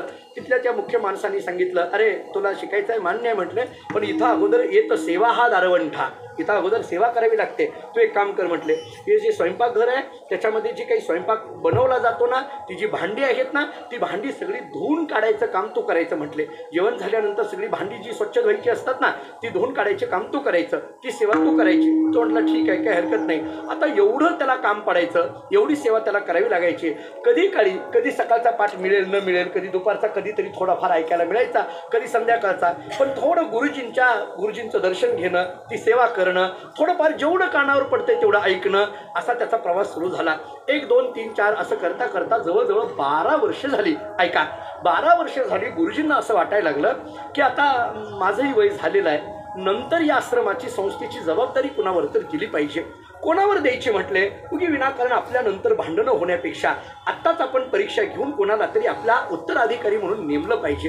काय करायचं? म्हणून गुरुजींनी सगळ्या विद्यार्थ्यांना एकत्रित बसवलं. ऐका, बसवलं आणि गुरुजींनी सांगितलं, हे पहा, माझ्यानंतर कोण हे सगळं चालवायचं याच्याकरता मी परीक्षा घेणार आहे. ते म्हटले घ्या, काही नाही म्हटले. मी जे 12 वर्ष तुम्हाला शिकविलं ना, ते 4 रूपाने 2-3 वाक्यामध्ये मला मांडायचं, मला सांगायचं. जे मी शिक्षण 12 वर्षाचं जे तुम्हाला अनुभवाला आलं ते 4 रूपाने 2-3 वाक्यामध्ये सांगायचं. जो चांगल्या पद्धतीचं मांडणी करेल, सांगेल, तो या संस्थेचा पुढला उत्तराधिकारी, आश्रमाचा पुढला उत्तराधिकारी असेल म्हटले. काही हरकत नाही. पण सगळ्या विद्यार्थ्यांनी विचार केला, आपण जरी शिक्षण घेत असलो तरी आपण काही एवढे हुशार नाही आहेत, आपण काही एवढे पाठांतर झालेलं नाही आहे, आपल्याला एवढं शिकूनही इतके अनुभव आलेले नाही आहेत. एक विद्यार्थी सारखा पुढं असायचा, नेहमी तो उत्तरं द्यायचा, गुरुजींच्या अगदी प्रेमातला होता. गुरुजी त्याला सारखे विचारायचे. सगळ्या विद्यार्थ्यांनी त्याला सांगितलं, तूच उत्तर दे बाबा, तूच सांग, आमचं काही नाही. तो बिचारा उठला, सगळ्यांनी आग्रह केला, हा उठला. आता ऐका, 12 वर्ष शिकलेलं ते 4 रूपाने 2-3 वाक्यात सांगायचं. काय आहे, विस्ताराचा संकोच करणं फार अवघड असतं, संकोचाचा विस्तार करणं सोपं असतं. एका ओवीवर तासभर बोलणं, 2 तास बोलणं सोपं असतं. पण 2 तास आपण काय ऐकलं ते एका वाक्यात सांगा म्हणणं फार अवघड असतं. 2 तास कीर्तन झालं ते विचारलं कसं काय याच्यातनं, हां ते फार चांगलं होतं, हां नाहीतर दुसरं लय भारी होतं, कसलं भारी होतं कोणाच ठाऊक, काय पडलं कळत नाही. त्याचा संकोच किंवा परिच्छिन्नतेने 1-2 वाक्यामध्ये मांडणं फार कठीण असतं. मग आता हा जो 12 वर्षाचा अभ्यास तो 2-3 वाक्यात सांगायचा, यानं काय केलं, फळ्यावर वाक्य लिहिलं. ऐका, काय लिहिलं? त्यांना सांगितलं, गुरुजी, मी तुमच्या जवळ 12 वर्ष शिकल्यानंतर मला असं वाटतंय, मला जे जाणवलं या 12 वर्षाच्या अभ्यासातून ते असं जाणवलं, मन हा एक आरसा आहे, त्याच्यावर विकारांची धूळ साठलेली आहे, ती धूळ पुसून टाकली पाहिजे. मला जे जाणवलं या सगळ्या अभ्यासातून, तर मानवी जीवनामध्ये कसं वावरलं पाहिजे, मला मन इथे यायचं आहे. बरं, पावन मनाचा हा विषय चाललाय, मनाच्या संबंधाने बोलतोय. मन हा एक आरसा आहे, त्याच्यावर विकारांची धूळ साठलेली आहे, ती धूळ पुसून टाकली पाहिजे असं म्हणणं आहे. सगळ्या विद्यार्थ्यांनी विचार केला की या सगळ्या अभ्यासाचं सार असं निघू शकतं हे आपल्याला माहीतच नाही. म्हटले किती चांगलं सार काढलं यांनी, किती चांगल्या पद्धतीने सिद्धांत मांडला. सगळ्या विद्यार्थ्यांनी सांगितलं, गुरुजी एकदम बरोबर सिद्धांत यांनी मांडला, आम्हाला ते सुचलं नाही, आम्ही जरी अभ्यास केला तरी आम्हाला ते जाणवलं नाही, आम्हाला ते शब्दात मांडता आलं नाही. गुरुजींनी सांगितलं, ठीक आहे, काही हरकत नाही, पण आणखीन कुणाला लिहायचं आहे का? सगळ्या विद्यार्थ्यांनी सांगितलं नाही नाही गुरुजी, याच्यापेक्षा दुसरं कोणी चांगलं लिहूच शकत नाही. गुरुजींनी सांगितलं तसं नाही, पण सगळ्याला अधिकार आहे, कोणाला असेल तर बघा. कोणी नाही नाही नाही नाही सगळं करायला लागले. हा जो होता ना भांडी घासणारा, तो नेमकं ते एका कोपऱ्याला येऊन बसलेला होता. विचारल्याबरोबर कोणाला आणखी लिहायचं आहे का असं म्हटल्याबरोबर त्यानं हात वर केला. हात वर केल्याबरोबर सगळ्या मुलांनी मागं बघितलं आणि हसायला सुरुवात केली. त्याच्यातल्या एका मुलांनी सांगितलं, जेवणाला आणखी वेळ आहे, थांब. लगेच असं हात वर करू नको म्हणले. काय आहे झालं, आता हे झालं की लगेच प्रसाद आहे मग भांडी घासायचे म्हटले. थांब, असं करू नको म्हटले. ते सगळे हसायला लागले. गुरुजींनी सांगितलं नाही नाही, त्याला काहीतरी लिहायचं असेल, म्हणायचं असेल. सगळ्या विद्यार्थ्यांनी सांगितलं, गुरुजी आम्ही 12 वर्ष तुमच्याजवळ रोज बसून सुद्धा आता याच्यापेक्षा चांगलं आम्हाला सुचत नाही. हा तर भांडी घासत होता, हा तर कधी काही येत नव्हता. बऱ्याचदा कधी पाठाला नसलेलेच नाही नाही म्हणजे मी काही नाही असं नाही, उगं सहज म्हणायला लागलो. रघुनंदन महाराज माझ्यासमोर बसलेले आहेत. आम्ही मिळूनच होतो संस्थेमध्ये. आम्ही कीर्तनकार झालो, ते संस्थाधिपती झाले. हां बरोबर. पण असं होतं कधी कधी. त्यांनी सांगितलं की हा पाठाला कधी नाही, काही नाही, याच्यापेक्षा काय चांगलं सुचणार आहे, त्याला काय लिहिणार आहे. गुरुजींनी सांगितलं तसं नाही, तो सुद्धा विद्यार्थी आहे, त्यालाही काहीतरी वाटत असेल त्यांना लिहू द्या ना म्हटले, काय हरकत आहे. आता ऐका, पहिलं वाक्य काय होतं, मन हा एक आरसा आहे, त्याच्यावर विकारांची धूळ साठलेली आहे, ती धूळ पुसून टाकली पाहिजे. मन हा एक आरसा आहे, त्याच्यावर विकारांची धूळ साठलेली आहे, ती धूळ पुसून टाकली पाहिजे. हा विद्यार्थी जो नेहमी सेवा करणारा तो आला, त्यांनी खडू घेतला आणि त्याच्या खाली वाक्य लिहिलं, जिथं मन हे मन म्हणूनच शिल्लक राहिलं नाही, तिथं कुठले विकार आणि कुठली धूळ आणि काय पुसून टाकायचं म्हटले. मन असेल तर विकारांची धूळ. तुमच्याजवळ 12 वर्षाच्या अभ्यासातून आम्हाला असं वाटलं की मन म्हणून शिल्लक राहिलं नाही. मन न मन या स्थितीमध्ये जाणं, याला म्हणा पावन मनाचा. विठ्ठल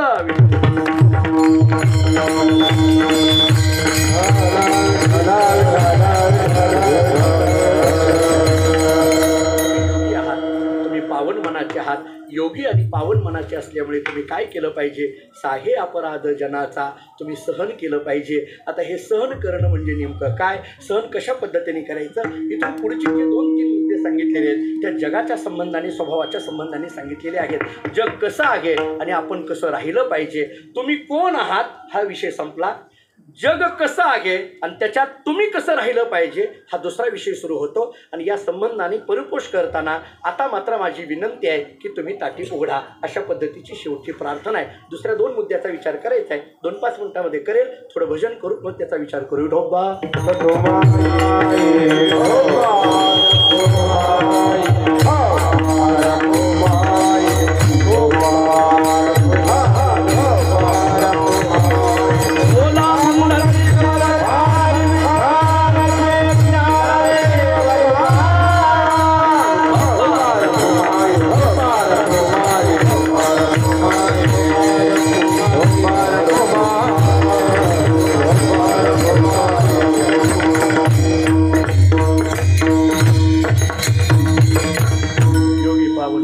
साही अपराध जनाचा ताठी उघडा ज्ञानेश्वरा. विठाला विठाला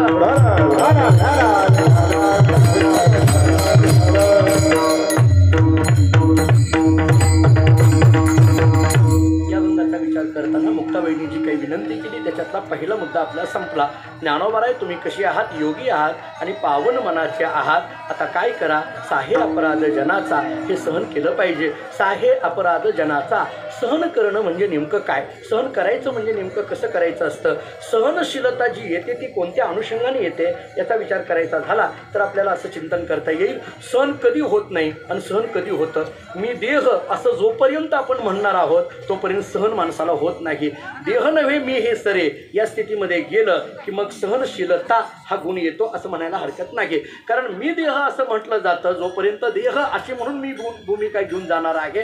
कारण सहन मला होतं न होतं हे शब्द द्वैतातले, या शब्दांचा विचार करायला गेलो तर हे शब्द द्वैतातले. सहन होत नाही असं म्हटलं की द्वैत प्रतीतीला आलं. कारण द्वैतातूनच हे शब्द निर्माण होतात ना. आणि मग तुम्ही पावन मनाचे योगी आहात म्हणजे तुम्ही अद्वैत अवस्थेतले आहात. मग अद्वैत अवस्थेमध्ये असलेले नाही असं सहन मला होत नाही असं म्हणायचं नाही. उलट साहे अपराध जनाचा, साहे अपराध जनाचा म्हणत असताना सहन करावं. कितीतरी गोष्टी सहन केलेल्या संतांनी आपल्याला दिसून येतात. अनेक वेगवेगळे गोष्टी आपल्याला दिसून येतात. काय आहे ते एकनाथ महाराजांच्या चरित्रात फार गोड उदाहरण दिलं जातं.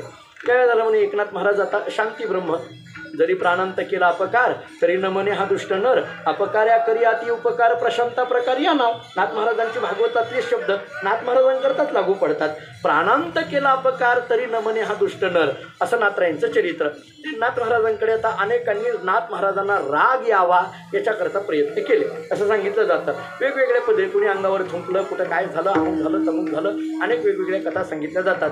काय झालं म्हणे, एकनाथ महाराज आपल्या घरामध्ये काही पुराण वगैरे सांगणं त्यांचं चालायचं. त्या गावामध्ये एक दुसऱ्या गावाहून एक मनुष्य आला आणि मग ते कुचरवट्ट्यावर काही बसलेली मंडळी होती, त्याच्याकडे गेला. तो म्हटला, अहो माझ्या मुलीचं लग्न आहे, मला 200 रुपयाची मदत पाहिजे. आता त्या काळातलं हे बोलणं नाथरायांच्या चरित्रामध्ये फार गोड वर्णन केलेलं आहे. केशवकृत जे नाथ महाराजांचं चरित्र आहे ना, ओवीबद्ध जे संस्थांनी प्रसिद्ध केलं, मोठं गोड वर्णन आहे. 200 रुपये पाहिजे म्हटले, मला 200 रुपयाची मदत करा. आता ती जी बसलेली होती ना, कुटाळ मंडळी ती बसलेली होती, ते असे शोधतच असायची, कुणाला तरी काहीतरी त्रास देण्याकरता ते कट्ट्यावर बसलेलेच असायचे. मी तर नेहमी सांगत असतो, कुचरवाटा या शब्दाचा अर्थ काय, घरचं खायचं दुसऱ्याच्या उचापती करायच्या, त्याचं नाव कुचरवाटा. गावागावामध्ये ठरलेली असतात ती माणसं अशी गमती असतात महाराज, ती अवतारी पुरुष असतात असं म्हणायला हरकत नाही. ती तेवढ्याचा कारणाकरता अवतार तुम्हा धरा या कारण असं म्हटलं तरी त्या प्रलोकांकरता काही हरकत नाही. ती आलेली असतात, त्यांचं काम ते चालू असतं, ते कधी त्यांचं काम सोडत नसतात. आणि मग एखाद्या वेळेस आपण आपलं काम सोडतो पण ते सोडत नाहीत कधी, त्यांचं काम त्यांचं चालू असतं. मग त्याने ते बघितलं, त्याने सांगितले, बघ तू काळजी करू नको म्हटले, तुला 200 रुपये पाहिजे ना, हो तुला देतो म्हटले, 200 रुपये आम्ही देतो, मग ते काम करायचं. म्हटले काय, गावामध्ये एकनाथ महाराज नावांची व्यक्ती आहे म्हटले, खालच्या गल्लीमध्ये तिथे एक वाडा आहे. म्हटलं हो ऐकून आहे, हो काही नाही म्हटले, त्यांना राग आणायचा एवढं काम करायचं, त्यांना राग कसा येईल एवढं बघ म्हटले, त्यांनी रागवलं पाहिजे, त्यांनी क्रोधायमान झालं पाहिजे तेवढं करायचं. म्हणजे तो काय करायचं ते बघ. त्या महाराजांना राग तो आणला, तुला 200 रुपये दिले. तो म्हटलं फक्त राग आणण्याला 200, त्यात काय अवघड आहे. आता तर अलीकडल्या काळात अवघडच नाही महाराज लोकांना राग आणण्याकरता, फार अवघडच नाही, त्याला काय अवघड आहे म्हटलं. पण तुम्ही नक्की द्या, अरे नक्की देतो म्हटले, फक्त तुला त्यांना राग आणता आला पाहिजे. त्याला काय केलं, ते गोदावरीमध्ये गेला, चिखलामध्ये असा लोळला, अंगावर सगळं चिखल असं माकलेलं होतं आणि तो चिखलासहित एकनाथ महाराजांच्या वाड्यात गेला. नाथ महाराज पूजेला बसले होते, सगळं त्यांचे सामुग्री घेऊन अगदी स्नान वगैरे होऊन त्यांचं व्यवस्थित शुभ्र कपडे घालून बसलेले होते. आणि हा आला आणि धावत आला आणि एकनाथ महाराजांच्या अंगावर बसला. पूजा चालू होती ना, एकनाथ महाराजांच्या अंगावर बसला एकदम. एकनाथ महाराजांच्या अंगावर बसल्याबरोबर मग त्यांच्याजवळ असलेला त्यांचा शिष्य नेहमीचा उद्धव किंवा अन्य लोक ते सगळे बघायला लागले एकदम. एकनाथ महाराजांच्या बसल्याबरोबर एकनाथ महाराजांनी अगदी बघितलं, एकनाथ महाराजांनी त्याच्या डोक्यावर हात फिरवला आणि आपल्या पत्नीला हाक मारली, अगं गिरिजा इकडे ये म्हटले, लेकरू किती चिखलानं माखलंय त्याला आंघोळ घाल. लेकरू किती चिखलानं माखलंय म्हटले, त्याला आंघोळ घाल. त्यांनी विचार केला की एवढ्या घाण कपडे त्यांचे झाले, मी चिखलासहित त्यांच्या अंगावर बसलो तरी या माणसाला राग येत नाही म्हटले. मग त्यांना आंघोळ वगैरे घातली, स्नान वगैरे घातलं, सगळं झालं. ते म्हटले, हे बघा आलात आहात ना, आता प्रसाद घेऊन जा.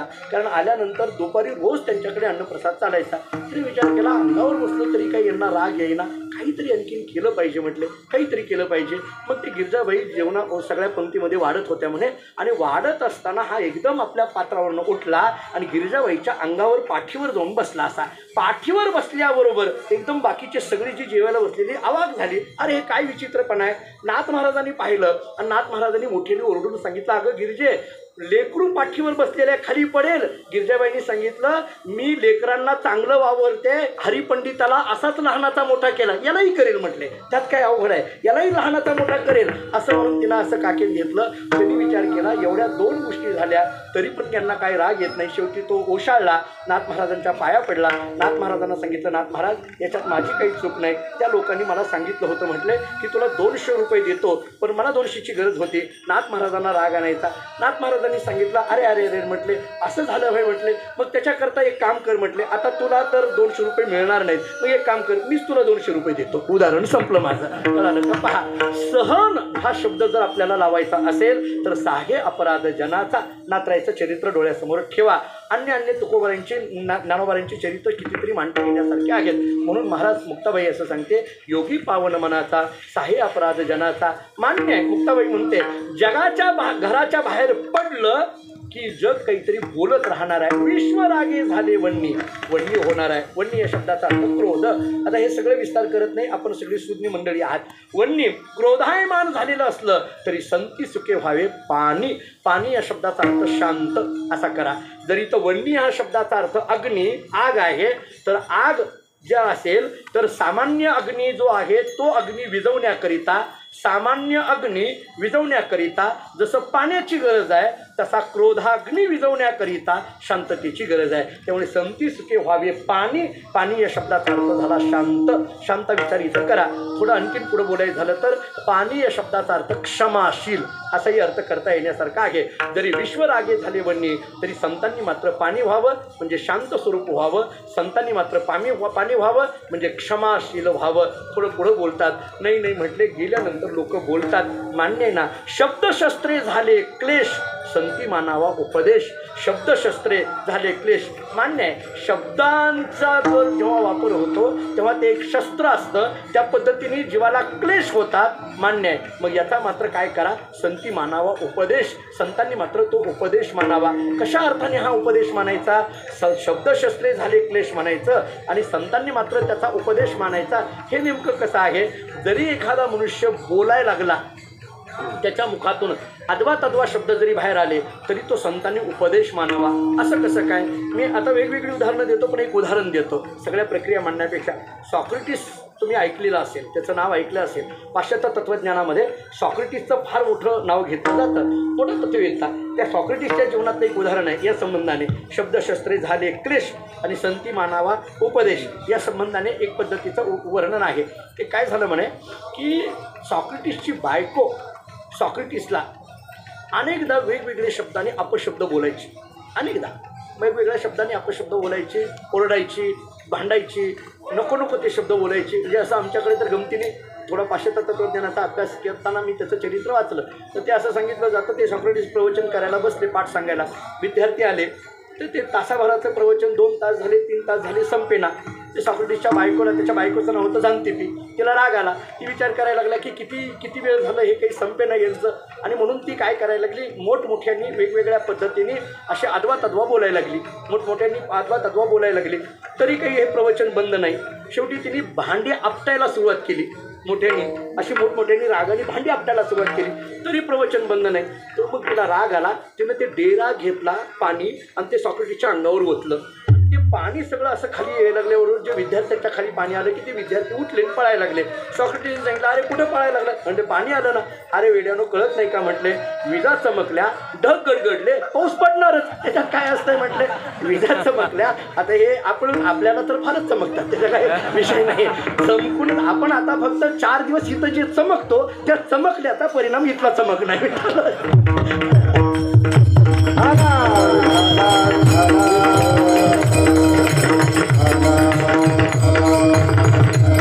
बायको अशी बोलायची. त्याच्या एका मित्राने एकदा विचारलं, आता नीट ऐका.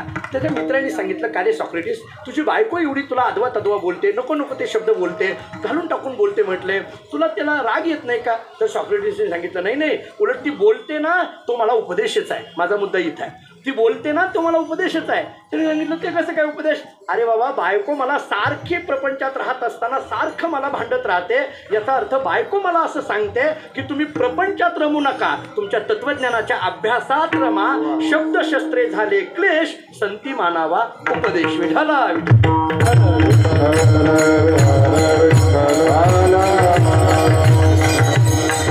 पावन मनाचा साहे अपराध जनाचा. विश्वरागे झाले वन्नी संती सुखे व्हावी पाणी. शब्दशस्त्रे झाले क्लेश संती मानावा उपदेश. शेवटी मुक्ताबाई म्हणते, दादा या सगळ्याचा परिपोष करताना दादा तुम्हाला हे माहीत आहे ना, कारण तुम्ही ज्या जगात राहता ते जग आणि तुम्ही काही वेगळं आहे का? वेगळं असेल तर राग यावा. वेगळं उलट ती तर असं म्हणायला लागली, एका अर्थाने विश्वरागे झाले वन्नी आणि संती सुखे व्हावे पाणी. हे सुद्धा तुम्ही वन्नी म्हणायला लागला म्हणून पाणी सांगावं लागलं.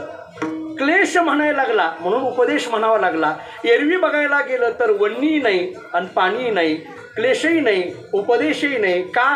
कारण जे जग आहे आणि जे तुम्ही आहात ते जग आणि तुम्ही दोन्ही एकच आहे. तो सिद्धांत अभंगातलं शेवटचं. विश्वपाटा ब्रह्म विश्वपाटा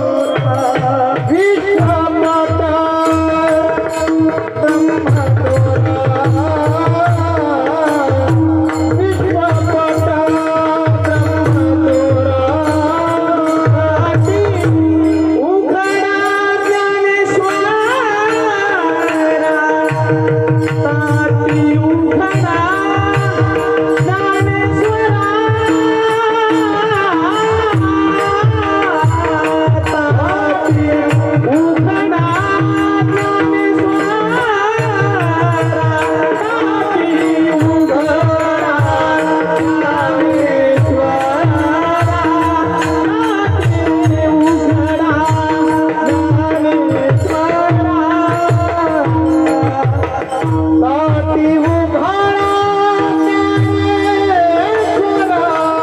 ताटी उघडा ज्ञानेश्वरा, ताटी उघडा ज्ञानेश्वरा, ताटी उघडा ज्ञानेश्वरा, ताटी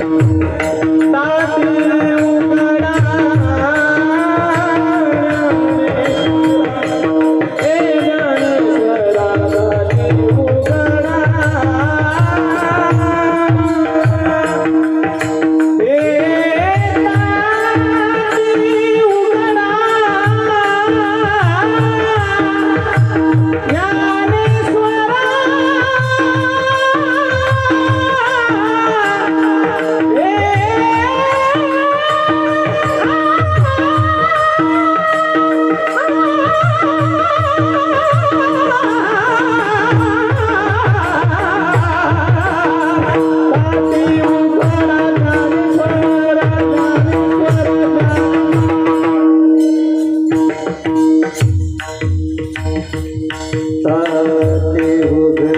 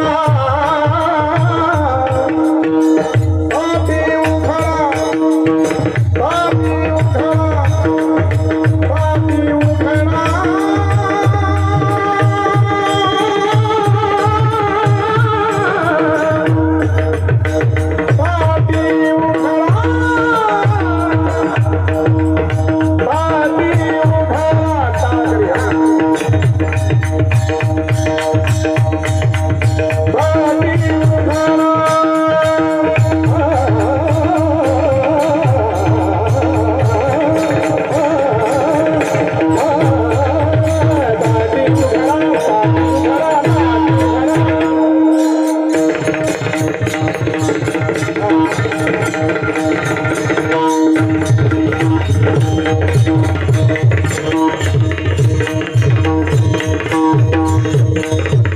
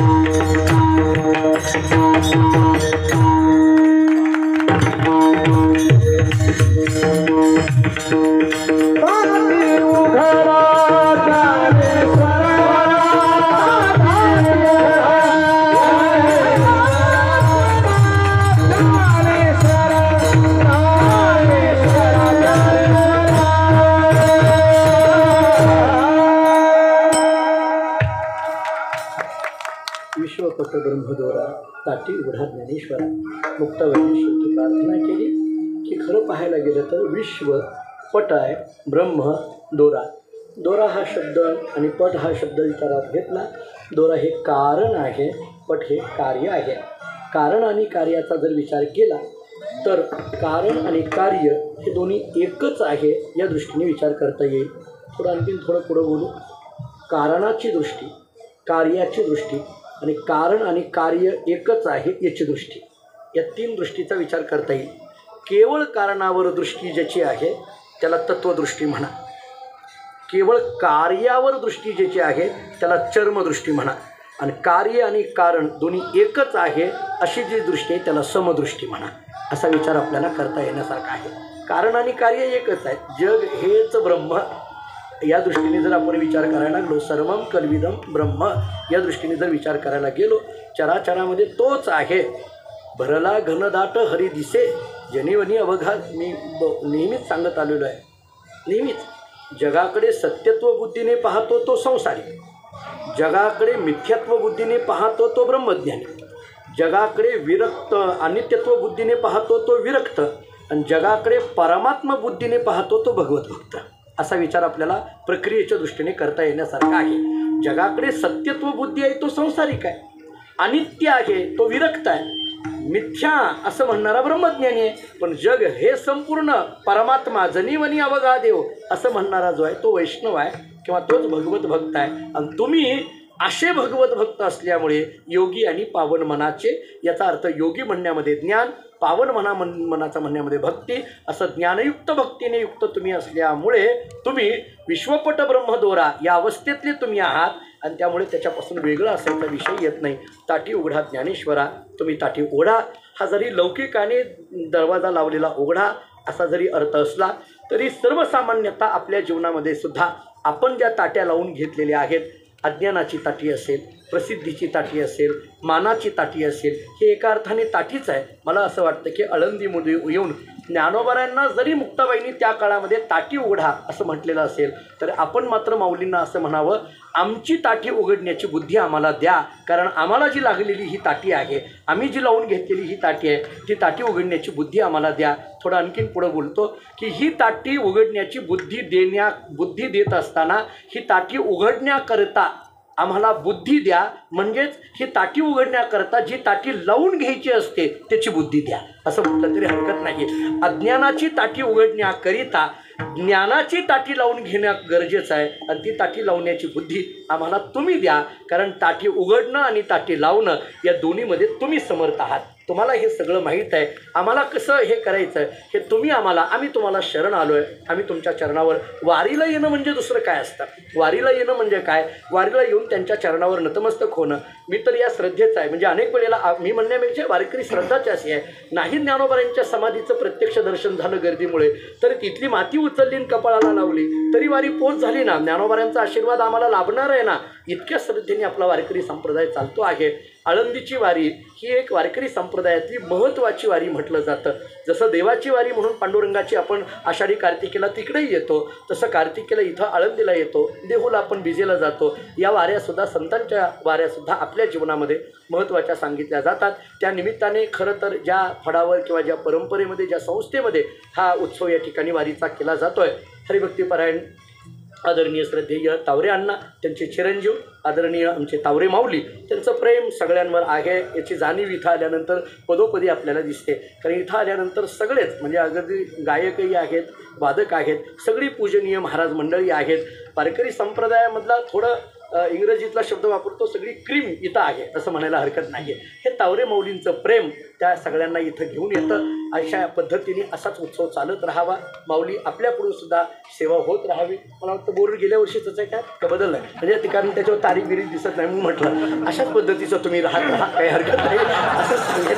आम्ही असं नवीन नवीन काहीतरी शोधत येतो. यांनी नवीन नवीन विचार करून आले की नवीन काहीतरी वाजवायचं, गुरुजींनी विचार केला नवीन काहीतरी म्हणायचं, मी विचार केला नवीन काहीतरी मांडायचं. तुम्ही बोर्ड तसेच ठेवा, काही हरकत नाही, असं हरकत नाही. पण असो, तुमचं आमच्यावर प्रेम आहे, आमचं तुमच्यावर प्रेम आहे एवढं मात्र नक्की आहे माऊली. तुमच्या प्रेमाकरता म्हणून आम्ही एवढ्या मोठ्या संख्येने खरं तर एकादशीचा दिवस आहे, सगळ्यांनाच धावपळ आहे प्रत्येकाकडे, कारण इथं सगळी गुरुजी अशोक महाराज आहेत, माऊली आहेत, आपण गुरुजी आहात, सगळी पूजनीय महाराज मंडळी आहेत. प्रत्येकाकडे वारीला येणाऱ्या भाविकांची सुद्धा गर्दी आहे, भेटायला येणाऱ्यांची गर्दी आहे. पण तरीसुद्धा आपण सगळेजण सकाळच्या प्रहरामध्ये इथं माऊलींच्या ज्ञानोबारायांच्या सेवेकरिता म्हणून या ठिकाणी आहोत. पुन्हा एकदा आपल्या सर्वांच्या चरणी नतमस्तक होतो, ज्ञानोबाराय तुकोबारांच्या चरणी नतमस्तक होतो. मी ज्या परंपरेत जन्माला आलो त्या मानकोजी बोधले महाराजांच्या चरणी नतमस्तक होतो. पुनश्च एकदा सेवा भगवत चरणी समर्पित करून याच ठिकाणी थांबतो. ज्ञानेश्वर